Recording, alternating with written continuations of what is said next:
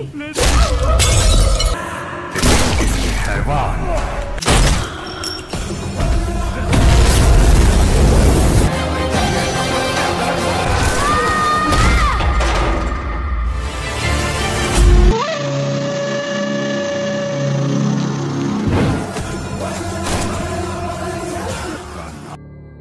awal film, kita diperlihatkan gadis kecil yang bernama Hoshi dan ayahnya yang bernama John sedang memperbaiki sepeda motornya untuk mengantar Hoshi ke sekolah. Setelah itu datang mobil yang menghadiahkan cipratan dari genangan air yang mengenai Hoshi. Tak terima dengan hal itu, mereka pun mengejar pengemudi mobil tersebut.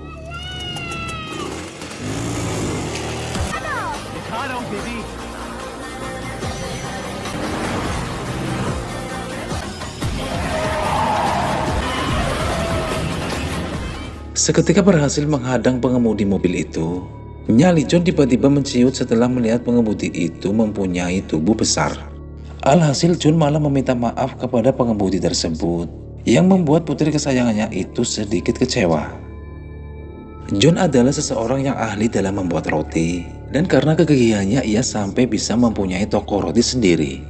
Ia hidup berdua dengan putri kesayangannya, dan karena kesibukannya seringkali ia terlambat untuk mengantar Hoshi ke sekolah. Seperti halnya di pagi itu, Hoshi terlambat masuk ke sekolah yang membuat sang guru yang bernama Adira memarahi dirinya. Merasa bersalah, John meminta maaf kepada Adira dan berjanji akan mengantar Hoshi berangkat sekolah lebih awal lagi. Beberapa waktu kemudian, di saat John dan Hoshi berada di sebuah taman, secara tak sengaja mereka pun bertemu dengan Adira di tempat yang sama. Namun tiba-tiba datang mobil yang dinaiki para preman menabrak mobil John yang sedang parkir di tempat itu. Hoshi yang tak terima dengan insiden itu, ia pun marah dan berkata kasar kepada para pegundal itu. Sedangkan John sendiri yang tak mau berurusan dengan mereka, ia pun meminta maaf atas perkataan putrinya itu. Setelah keadaan merasa aman, mereka pun bersiap-siap untuk pulang. Sedangkan Adira sendiri meminta ikut bersama John untuk diantarkan ke suatu tempat. Di tengah perjalanan, Adira meminta John untuk menghentikan mobilnya. Dan ternyata tujuan Adira adalah ke kantor polisi, di mana Adira telah memasukkan seorang gadis ke dalam mobil John. Dan yang sebenarnya terjadi adalah, pada saat mobil para bandit itu menabrak mobil John, di tempat itu juga Adira melihat seorang gadis yang terlihat ketakutan dan membutuhkan pertolongan. Gadis itu bernama Devi. Hingga pada akhirnya Adira menolongnya dan dimasukkan ke mobil John. Ternyata para preman itulah yang sedang mencari keberadaan Devi yang akan diculik untuk kebutuhan bisnisnya, yaitu perdagangan perempuan. Pada saat Adira memasuki kantor tersebut, tiba-tiba Hoshi berlari menyusul Adira yang membuat John menjadi panik. John yang khawatir dengan Hoshi, ia pun menyusul masuk ke kantor polisi itu. Namun anehnya terlihat langkah John yang sangat hati-hati dan ia terlihat gugup. Seringkali ia memalingkan wajahnya ketika berpapasan dengan polisi lain, seperti ada trauma besar pada dirinya. Setibanya mereka di dalam, John langsung memarahi Adira dan berkata, "Tolong jangan bawa-bawa kami dalam masalah ini." Entah apa maksud ucapan John, yang pastinya ia tak mau kehidupannya terlibat dengan urusan kriminal. Kehadiran polisi yang bernama Rajesh semakin menambah jantung John berdegup lebih kencang, hingga menimbulkan rasa penasaran pada Adira ada apa dengan John. John terus-menerus mencoba bersikap tenang saat polisi Rajesh melemparkan beberapa pertanyaan pada dirinya. Terlebih-lebih saat polisi Rajesh merasa kalau sebelumnya ia pernah bertemu dengan John, karena ia merasa tak asing dengan wajah John. Seketika hendak pulang, tiba-tiba polisi Rajesh memanggil satu nama, yaitu Satya, yang entah kenapa membuat John terkaget-kaget dengan sebutan nama itu. Namun bukan maksud polisi Rajesh memanggil John, melainkan ia memanggil bawahannya yang secara kebetulan bernama Satya untuk segera mengambil berkas. Satya! Hey Satya, hello. Bahut din se.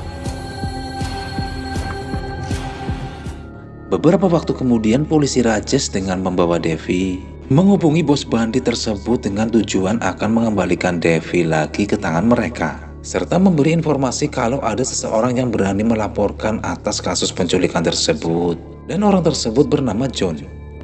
Tak butuh waktu lama mereka pun menemukan John di rumahnya.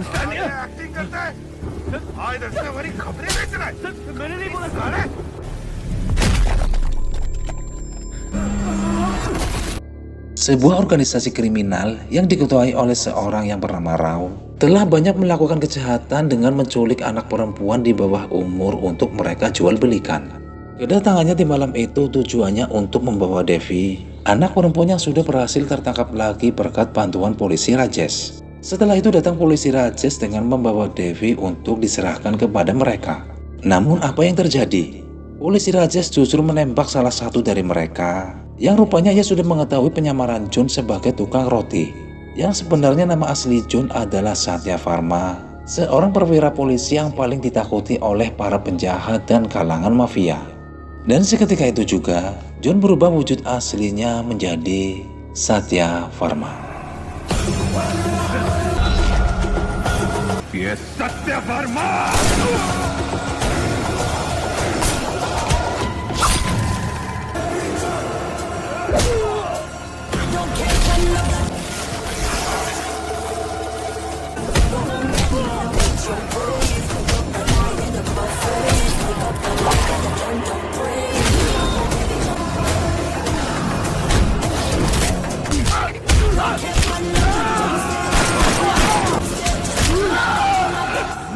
Di waktu yang bersamaan, Adira mencoba mencari tahu tentang data diri John. Dan setelah lama mencari, barulah Adira mengetahui kalau John adalah Satya Varma, polisi pemberani yang sudah banyak berhasil memberantas segala bentuk kejahatan dan menjadi dewa bagi orang kecil.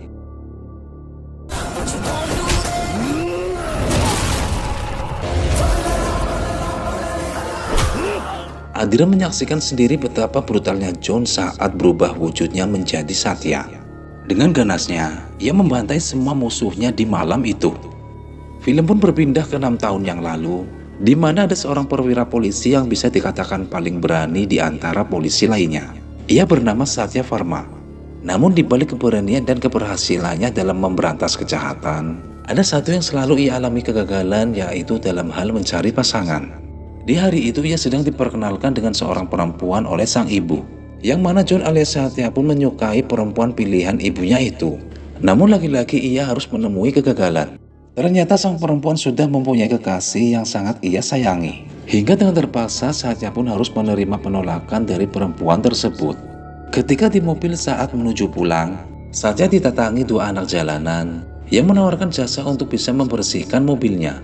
Merasa kasihan, Satya malah menawarkan mereka untuk bisa bersekolah. Karena menurutnya seumuran mereka berada di lingkungan sekolah, bukan hidup di jalanan. Dan Satya sendiri yang akan mendaftarkan mereka untuk sekolah.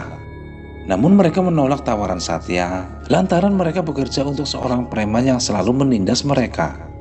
Tak lama preman itu pun datang dan mereka lari ketakutan. Ia pun mengancam Satya untuk segera pergi dari tempat itu. Namun apa yang dilakukan Satya?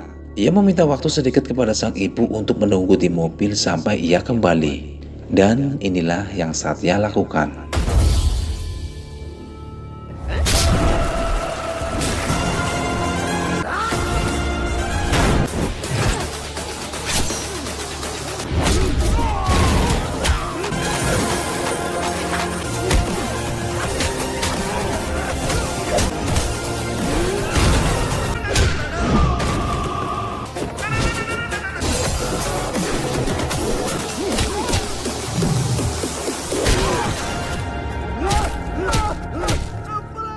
Setelah para preman itu berhasil Satya kalahkan, mereka pun mendapat pengobatan di rumah sakit, di mana yang menangani adalah seorang dokter perempuan yang bernama Mira.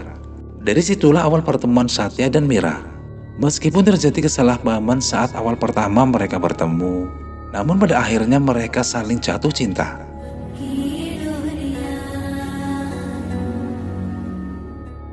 Cerita berpindah di mana kita akan diperkenalkan sosok orang yang paling sadis dan setengah gila.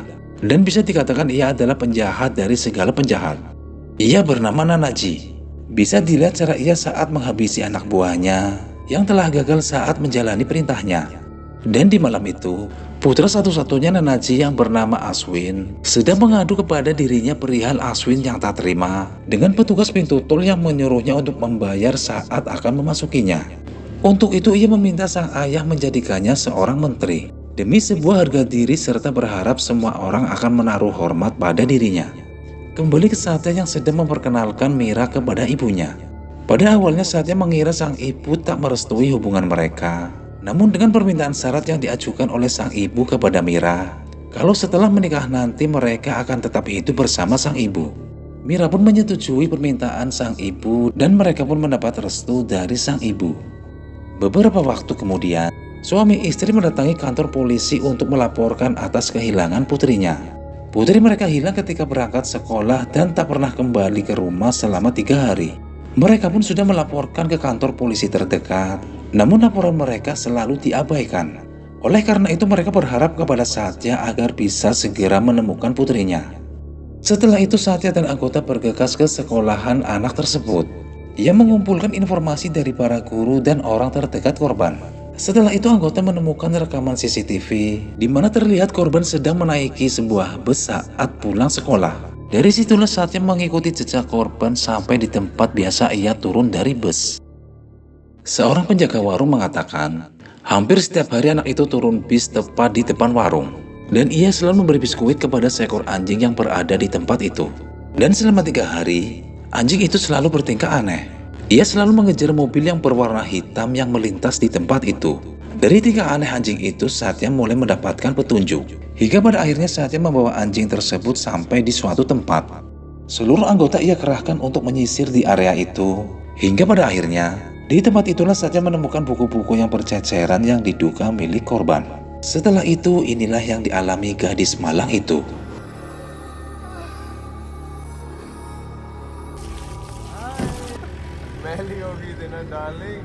भैया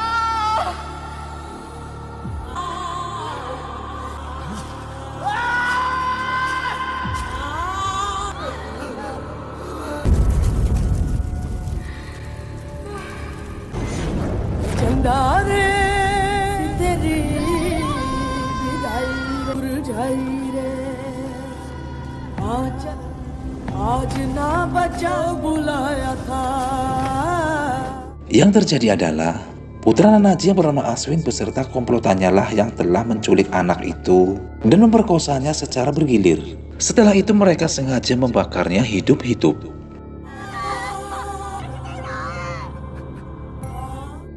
Peristiwa itu membuat Satya menjadi terbakar amarahnya. Ia menyesali karena terlambat menolongnya. Yang lebih memilukan lagi, ketika sang ayah menunjukkan buku milik anaknya yang terdapat tanda tangan Satya. Rupanya korban adalah salah satu penggemar Satya. Sekaligus ia mengidolakan Satya sebagai polisi yang selalu membela kaum lemah.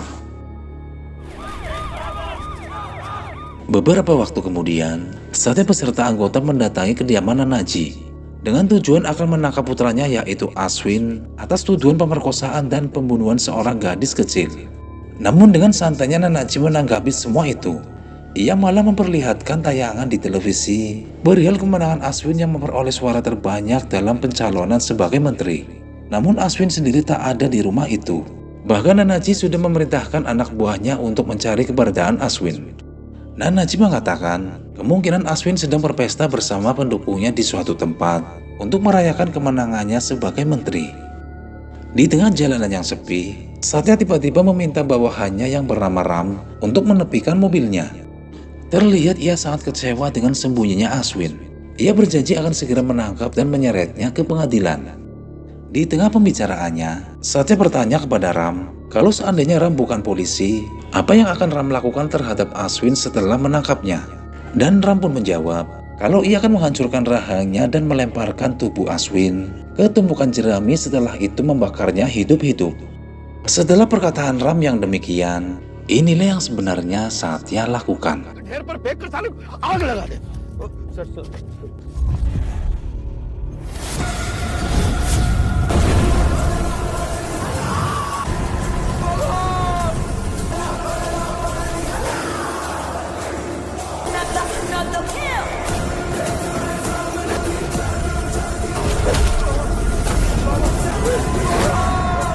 Ternyata yang terjadi adalah Satya terlebih dahulu menangkap Aswin dan komplotannya selama 3 hari. Ia menyiksa Aswin. Setelah itu ia menumpuk tubuh Aswin dengan jerami dan membuatnya tewas terbakar. Seperti apa yang Aswin lakukan terhadap gadis malang itu.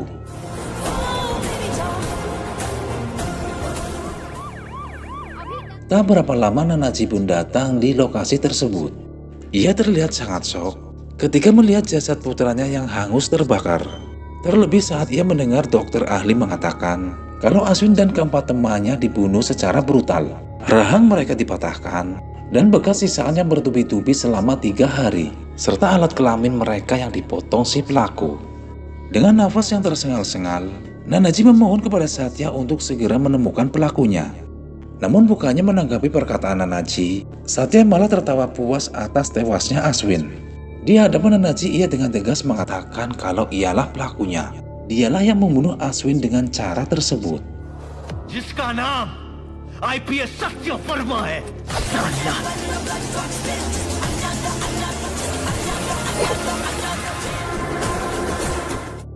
Kembali ke masa sekarang, di mana Satya dan Ram sedang membersihkan bekas pembantaian Satya terhadap komplotan Rao.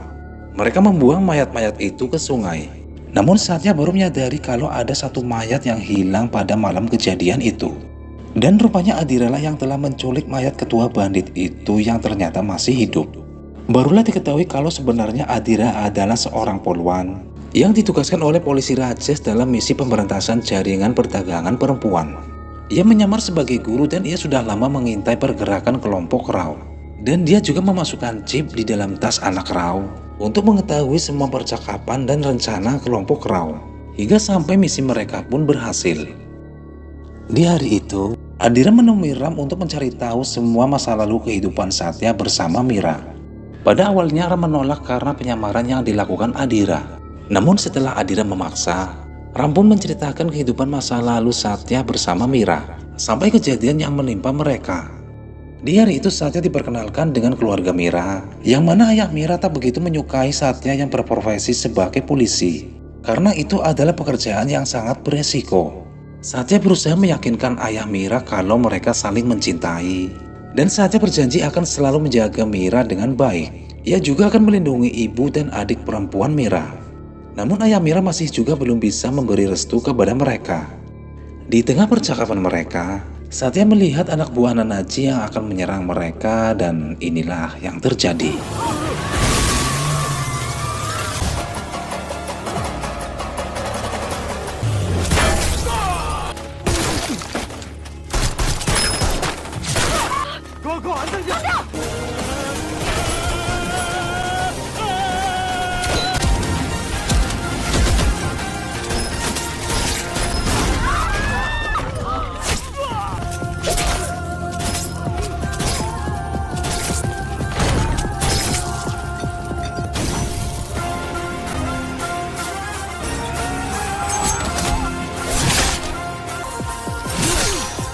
Setelah peristiwa penyerangan itu dan aksi Satya yang membrutal, ayah Mira bertambah kebenciannya terhadap Satya dan mereka pun meninggalkan Satya di tempat itu. Akibat penyerangan anak buah Nanaji yang mengancam keselamatan Satya dan keluarga Mira, ia langsung mendatangi Nanaji dan menyeretnya ke penjara.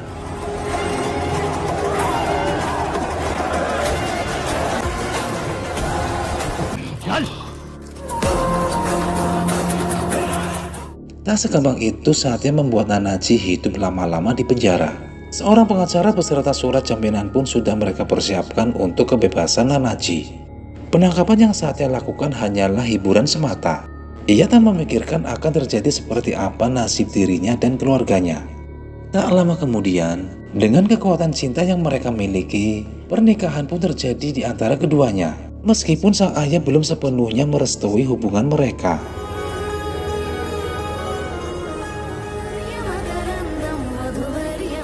Seiring berjalannya waktu, Mira pun melahirkan bayi perempuan yang mereka beri nama Husi. Kehidupan mereka bertambah bahagia dengan hadirnya buah hati di tengah-tengah mereka dan ibu Satya yang selalu menyayangi mereka. Di suatu hari ketika mereka berada di dalam rumah, mereka sama sekali tak menyadari kalau di hari itulah nasib sial akan menimpa mereka. Di malam itu, Nanaji dan komplotannya mendatangi mereka dan...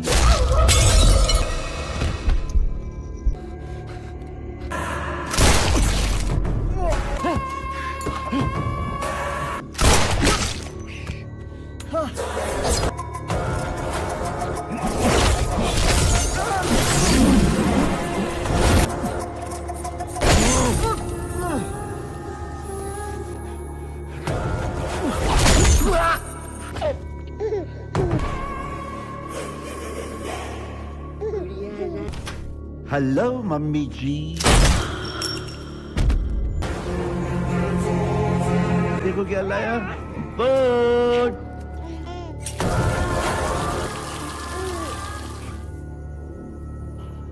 मेरे बेटे को मारा तूने, नंगा कर सब खत्म। अब क्या करूं?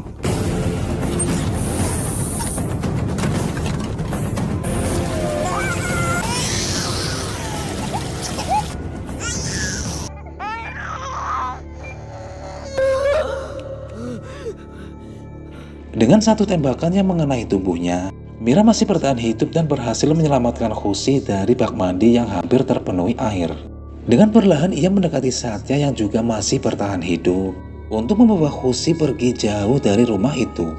Ia juga meminta Satya untuk meninggalkan kepolisian dan merawat Khushi dengan baik.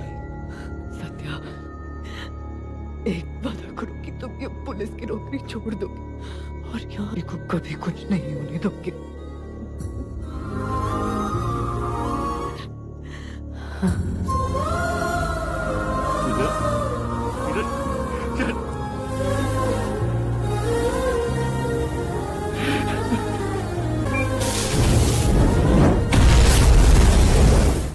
Mulai saat itulah saatnya meninggalkan kepolisian dan hidup damai bersama putrinya itu, beserta Ram sebagai bawahannya saat masih bertugas, yang selalu setia menemani Satya.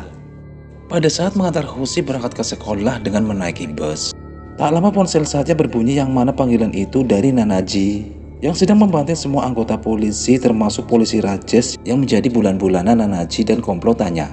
Tak cukup dengan itu, ia pun merusak rem bis yang dinaiki oleh Khushi dan teman sekolahnya hingga terjadi blong dan mengenai pembatas jembatan.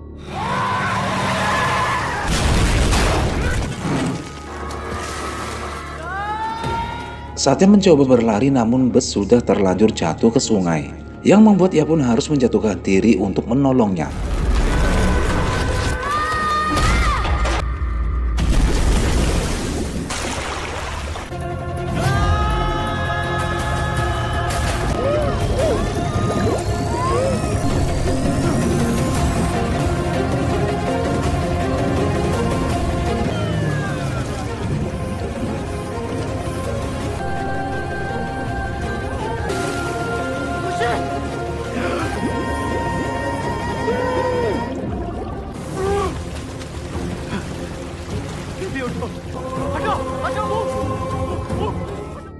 Perbuatan Nanaji yang mengancam keselamatan putrinya itu membuat Satya geram dan berniat membalas dendam dengan semua apa yang sudah Nanaji perbuat. Melihat perbuatan Nanaji yang sudah merajalela, memaksanya untuk merubah dirinya menjadi Satya yang dulu sebagai perwira polisi yang paling ditakuti oleh musuh-musuhnya. Dan orang pertama yang Satya datangi adalah polisi Valdev, polisi korup yang ikut serta dalam pembantaian keluarga Satya waktu itu.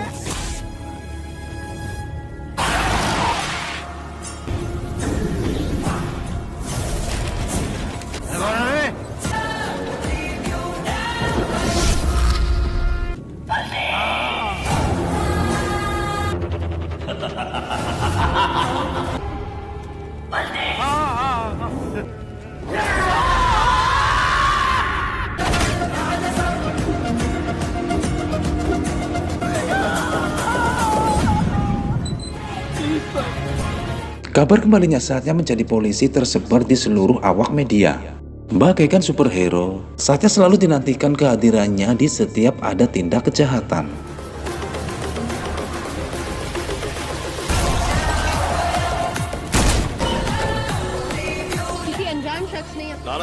भगवान है हमारी रक्षा कर।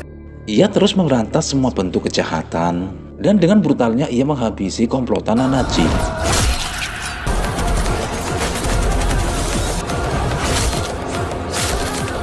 Tak hanya dengan itu, Satya membakar semua aset Nanaji dan menghancurkan semua bisnis haramnya. Hal itu membuat adik Nanaji yang bernama Bima menjadi ketakutan dan ketar-ketir manakala Satya mendatanginya.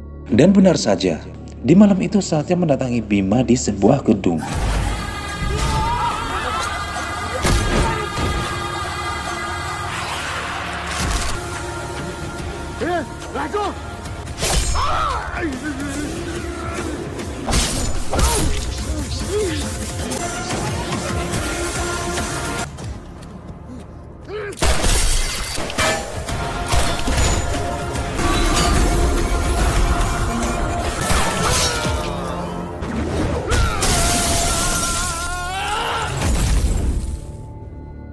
Tewasnya Bima menambah kegelisahan pada Nanaji, hingga ia mengambil keputusan dengan melakukan penyerangan kepada Ram dan Adira.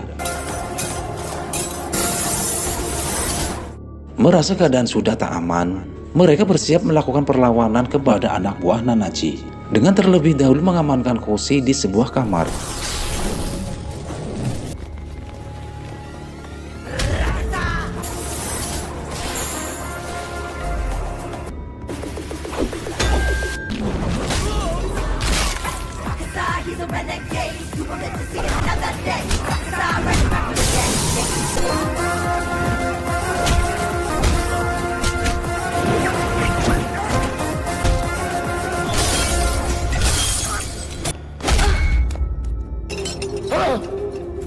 Dikarenakan jumlah mereka yang terlalu banyak, Ram tak mampu lagi menahan serangan hingga Ram pun harus tewas di tangan mereka.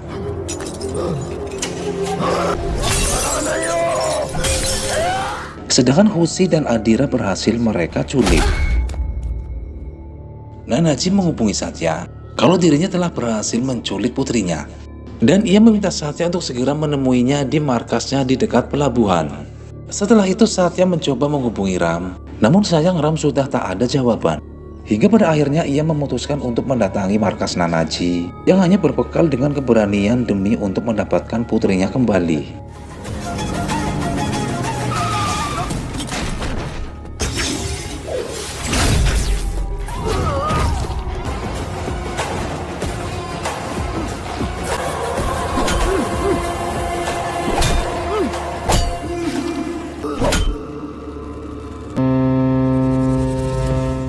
Bunyi klakson itu menandakan kapal akan segera berangkat, yang membawa para korban culik itu untuk segera dikirim ke luar negeri.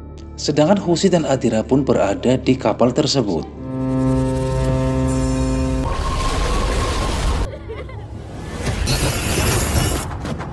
Satya yang sudah tak berdaya, berhalusinasi kalau sang istri datang menghampirinya, yang memberikan semangat dan stamina baru untuk bisa membebaskan putrinya itu. खुशी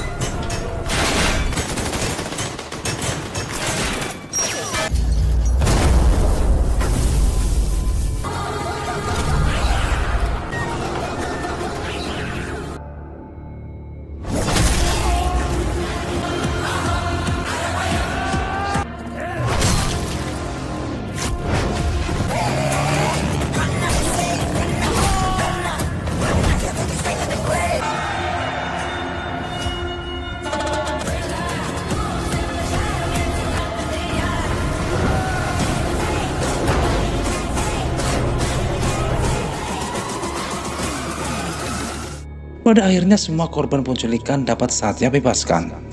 Dan di akhir film ini, kita diperlihatkan Nanaji yang sudah tak berdaya lagi. Satya membiarkan para korban penculikan itu mengadili Nanaji secara bersama-sama. Dan film pun berakhir.